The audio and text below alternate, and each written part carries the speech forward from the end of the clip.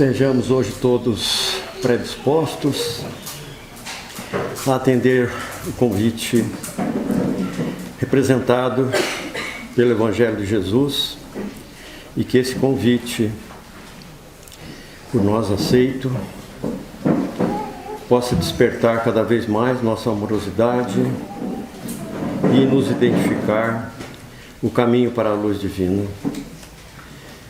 E que com o auxílio do plano da luz possamos também usufruir dos benefícios do passe magnético que iremos receber hoje. Que assim seja. No capítulo de hoje, vamos falar do Cristo Consolador, né? E às vezes a gente pensa Consolador, né, só de uma forma muito restrita, né?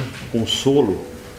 A gente passou por alguma dificuldade e alguém nos consola, ou algum tipo de acontecimento nos traz consolo.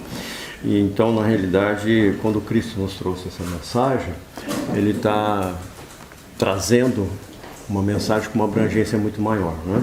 Aqui no Consolador, aqui, num sentido muito mais amplo, né?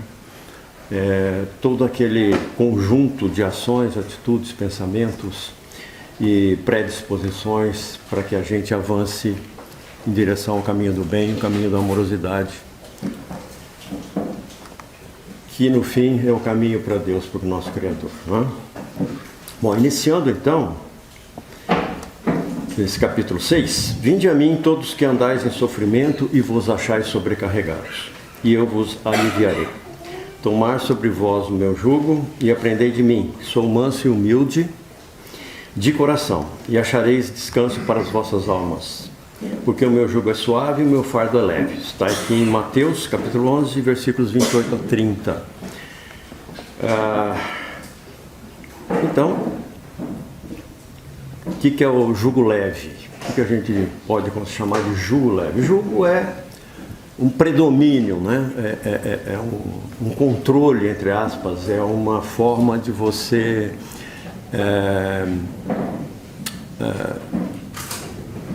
entre aspas, dominar uma situação ou dominar um grupo de pessoas. Então você está subjugando aquelas pessoas, você está submetendo-as ao seu jugo, né? E a gente sempre olha isso de uma maneira negativa, porque a gente vê aí no mundo todo as ditaduras subjugando os povos e reprimindo e controlando de uma forma até cruel, muitas vezes, as ações dos povos e nos países, né? Mas a palavra é um pouco mais ampla também. Então, o jugo, né, significa ficar sob aquela égide, né, sobre aquele teto, aquela forma de pensar e de agir. E quando Jesus nos fala sobre o jugo leve, Ele está nos falando sobre o jugo do amor, porque Ele nos trouxe Deus pelo amor, né? Ele está levando o homem a Deus pelo amor. E Moisés pela disciplina, né? Então Jesus trouxe adicionalmente o amor. Então, se Jesus nos diz que o jugo dele é leve, é porque está relacionado com o amor, com o aprendizado pelo amor. Porque, na realidade, todos nós sabemos que as duas formas básicas de aprendizado são pelo amor ou pela dor, né? Pelo sofrimento. Infelizmente, no nosso estágio evolutivo atual, nós temos a tendência de, por incrível que pareça, darmos preferência à dor, como processo de aprendizado, né? Vai falar, mas como? Eu não sou masoquista, né? Vamos dizer assim, do ponto de vista psiquiátrico, talvez não. Mas nós temos essa tendência, sim. Um exemplo bem básico aqui. Dizem aí os médicos que perto de 80% da população brasileira sofreu ou sofrerá de dores nas costas ou na coluna, certo? Aí você diz o seguinte: bom, nós somos bípedes, né? Portanto, nos apoiamos só em dois pés, contrariamente a muitos outros animais. Então, nós temos que ter uma atenção especial com a nossa coluna, porque ela é mais sujeita a problemas. Aprendizado pelo amor. Aprendemos que a coluna tem que ser respeitada e a gente tem que agir de uma forma condizente ao realizar esforços físicos, né? E aí o que acontece normalmente nós vamos erguer alguma coisa pesada e usamos os músculos costais, né, da coluna aqui atrás. É ou não é? A maior parte da gente faz isso. E aí nós afetamos a nossa coluna. E aí o que acontece? Não aprendemos pelo amor, não aprendemos pelo processo normal de aprendizagem. Aprendemos pela dor, porque aí dói. E aí dói, às vezes, bastante, por bastante tempo. Só que quando nós estamos com essa dor, o que nós fazemos? Opa, agora para baixar eu uso os músculos das pernas, que são os mais fortes do nosso corpo. Para fazer esse movimento, eu preciso tomar cuidado e usar novamente os músculos da perna, né, das pernas. Aprendemos por que processo? Pelo amor ou pela dor? Estou dando só um pequeno exemplo, porque é o nosso dia a dia, né? Isso é um exemplo que se multiplica milhares de vezes em todas as nossas atitudes e pensamentos, né? No trabalho, na escola, na família. Então, na família, muitas vezes é muito comum nós tomarmos atitudes intempestivas, às vezes até agressivas, em discussões, etc. e tal, porque nos sentimos confortáveis, estamos em família, né?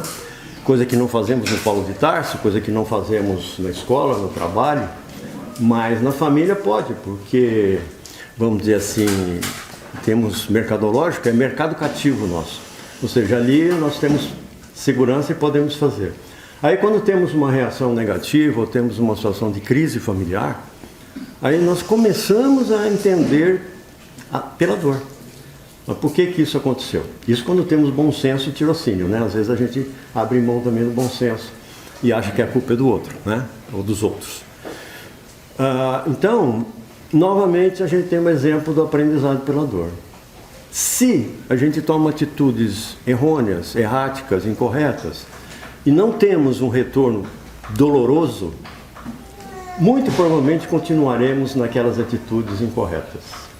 Ou seja, somente numa pequena proporção nós vamos buscar o conhecimento pelo amor.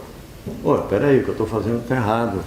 Vou ler um pouco, vou aprender, vou dialogar mais. Né? Aprendizagem pelo amor. Vou ler o Evangelho de Jesus segundo o Espiritismo. Vou, enfim, me conscientizar dos meus erros e tentar lidar com eles de uma forma melhor. Então, essa é a nossa tendência que nós temos que combater.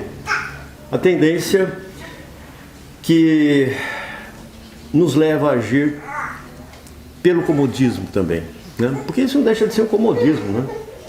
A situação está assim, confortável, entre aspas, não vou mexer, né? Aquela brincadeira, o time que está ganhando não se mexe, o time está perdendo, a gente não percebeu, mas a gente acha que está tudo bem, estamos acomodados, até que somos incomodados, aí a coisa pega, aí vamos ter que aprender pela dor, né? Então, o comodismo é isso, basicamente. A gente se sente sempre acomodados numa situação, num estilo, numa forma de agir, de pensar. Aquela história, sempre deu certo. Será que deu? Né? É um ângulo de visão que a gente tem. E quando não dá certo? Quando a gente sente uma reação inesperada ou indesejada. Qual é a nossa tendência? Qual é a nossa forma de lutar? De superar, entre aspas, que a gente não supera isso dessa forma, é achar o culpado, né? Que nunca está do lado de cá, está do lado de lá, em algum lugar, em alguma circunstância, né? Não, as circunstâncias não ajudaram, as pessoas com quem eu convivo são problemáticas, nós temos problemas no país, na política, né? Então, é muito comum, né, a gente procurar o culpado lá fora. Às vezes esse culpado está lá fora? Tá, sim. Muitas vezes está lá fora. Nós somos influenciados pelo contexto. Nós somos influenciados pelas ações, muitas vezes deletérias dos outros, porque nós também praticamos ações deletérias e negativas. Então, ok, pode acontecer e acontece. Só que tem um aspecto aí muito prático, né, que Jesus coloca de uma maneira indireta, mas definitiva.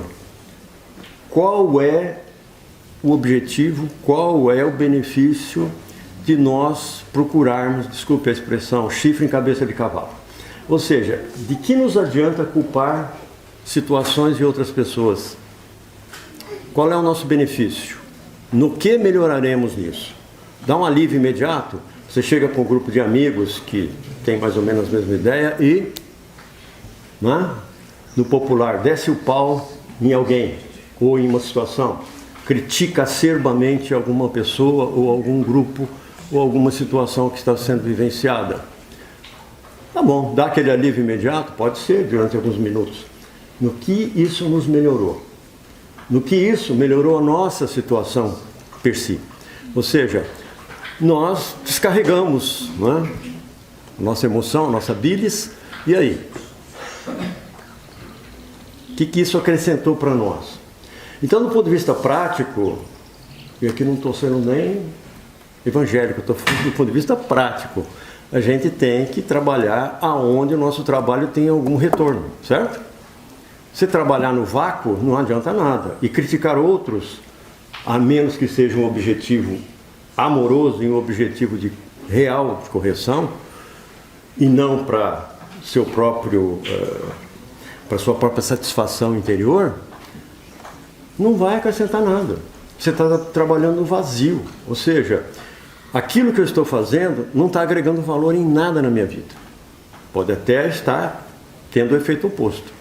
Está retirando o valor dos meus dias. Porque eu estou ficando mais amargo, estou ficando mais reativo, mais negativista, né? Achando que tudo está errado no mundo, não é assim? E que só eu sou a pessoa certa. Então, tudo bem, nada a fazer, né? Se eu estou certo, eu não preciso mexer comigo.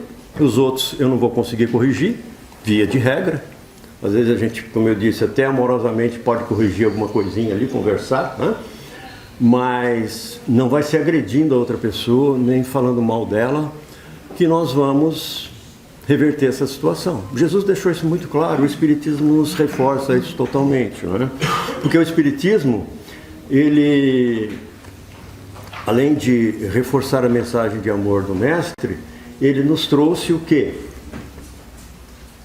A noção do conhecimento adicional, porque as pessoas, a humanidade evoluiu, né? De Jesus até o século XIX, advento do Espiritismo. E aí o que acontece? Nós temos a razão alicerçando o amor também, ajudando a alicerçar o amor. E novamente, aquilo que eu falei antes, eu estou falando da razão. Qual é a razão? Eu tenho o amor, a amorosidade, mas eu preciso usar a razão também. Então qual é a razão?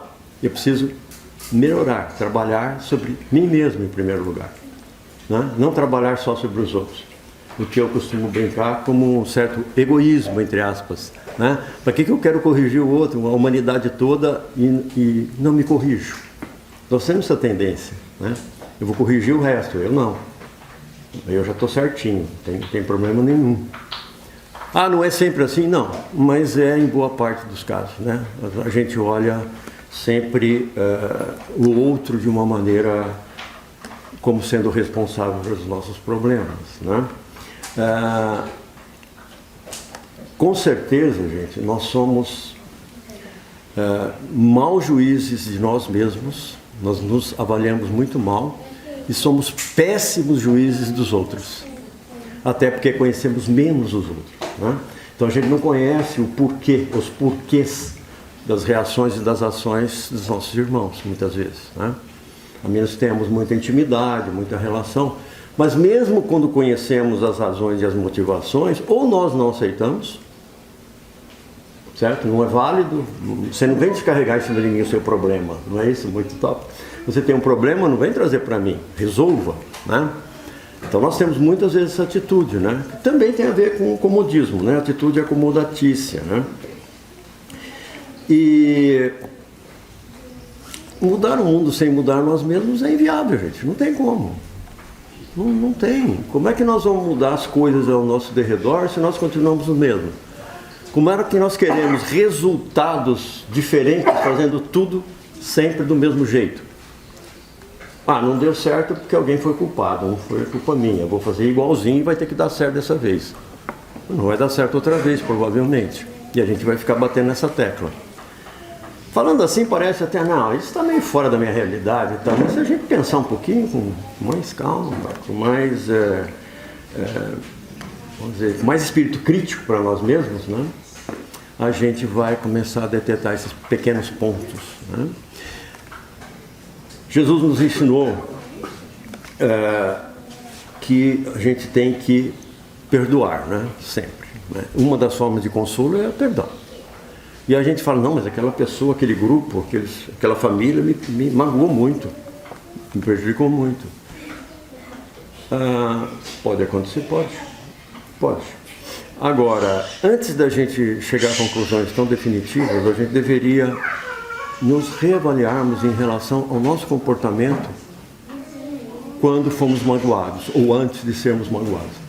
Nós não contribuímos em nada, absolutamente certo que não contribuímos em nada.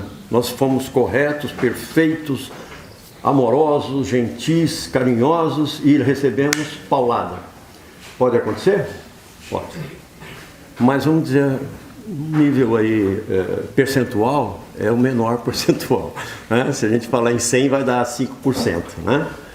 E nos outros 95 nós tivemos alguma contribuição para isso, em maior ou menor grau. Né? Porque às vezes quando a gente age em relação a alguém, e isso é normal, gente.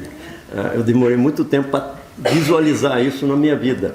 Eu gosto muito de brincar, fazer brincadeira com todo mundo e tal, né?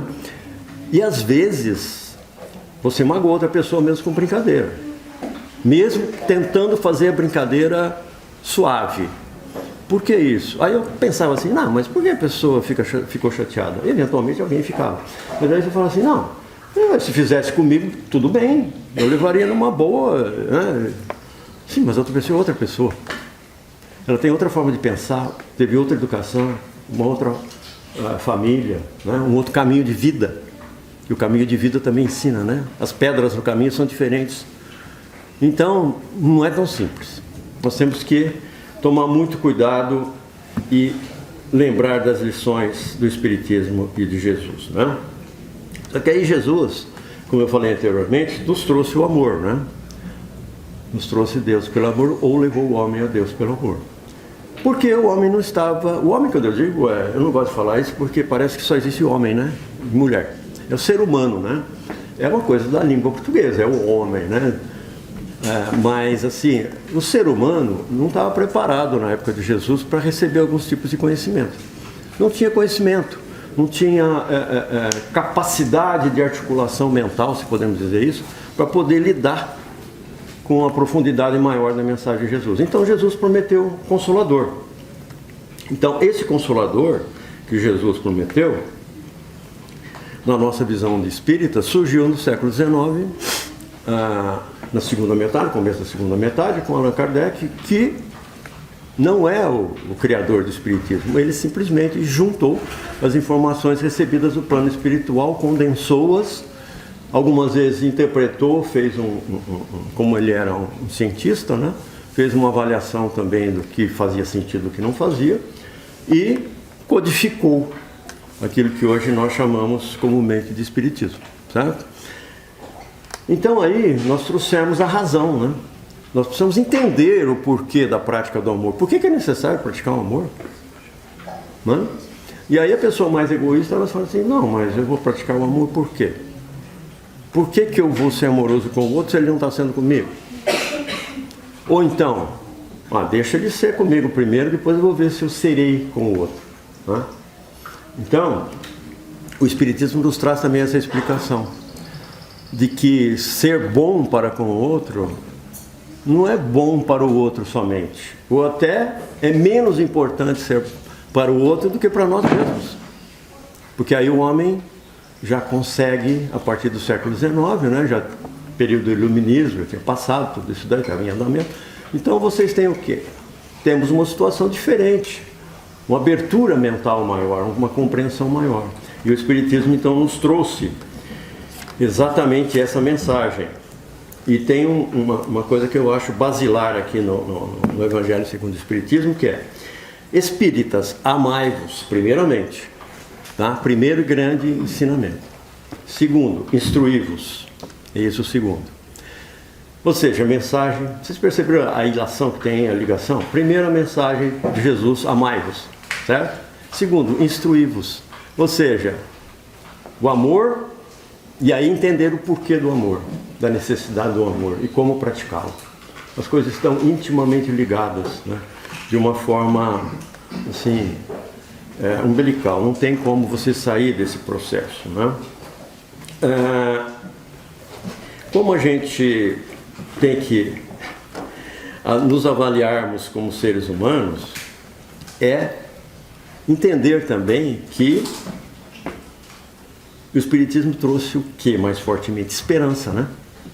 Porque a gente sabe que a vida não termina aqui, então a gente tem a esperança de falar, vou voltar, a minha alma não é eterna, mas é imortal, ou seja, eu vou ter muito tempo ainda para corrigir as minhas falhas, minhas imperfeições, né?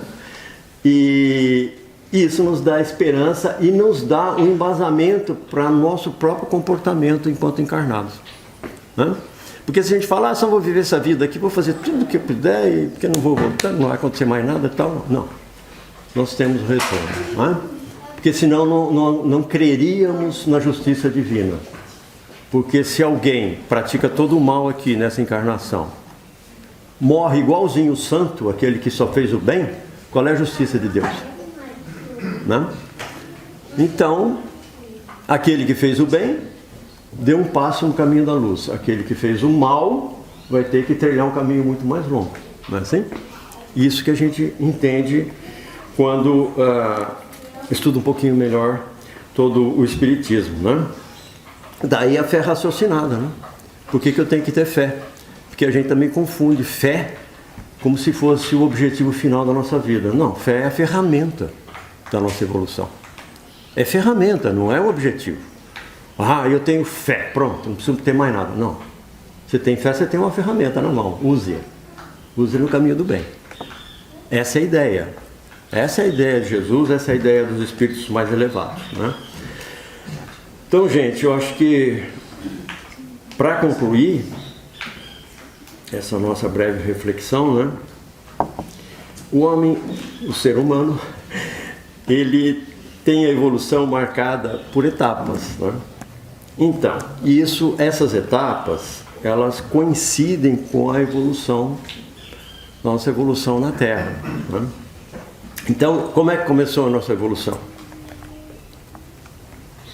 Passamos a pensar, né?